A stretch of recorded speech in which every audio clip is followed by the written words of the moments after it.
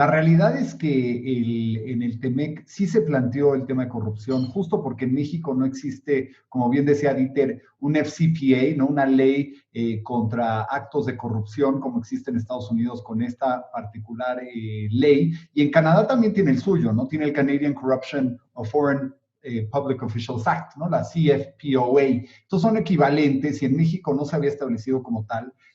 Lo cierto es que sí, donde más se sentirá el efecto del capítulo 27, ¿no? De este capítulo de corrupción será en México. Es muy similar al capítulo 26 de la Alianza Transpacífica.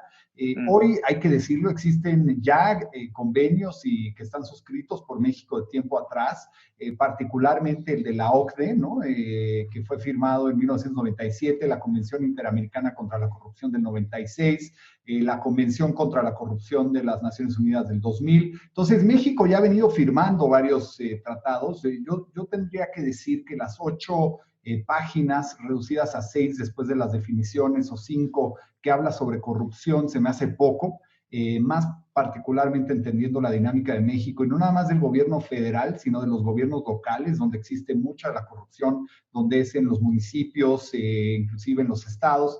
Entonces, sí promueve mayor transparencia para los servidores públicos, mayor cooperación internacional entre las tres naciones. Ya existe en México la Ley General de Responsabilidades Administrativas. Entonces, verdaderamente sí empieza a haber una armonización, pero tengo que ser muy honesto. A mí me hubiera gustado que particularmente en este capítulo, fuera un capítulo mucho más amplio, de como 20 o 30 páginas, porque verdaderamente es uno de los temores de los empresarios, es la corrupción con México, ¿no? En Estados Unidos son gravemente castigados si dan sobornos y ahí es donde el FCPA o la CFPOA de Canadá entran en vigor. Entonces, la corrupción no va a ser entre empresas americanas necesariamente y gobierno local, estatal o federal en México, ¿no? Y ahí es donde hay que luchar más y a mí me hubiera gustado que este capítulo, como decía Agus, fuera mucho más extenso,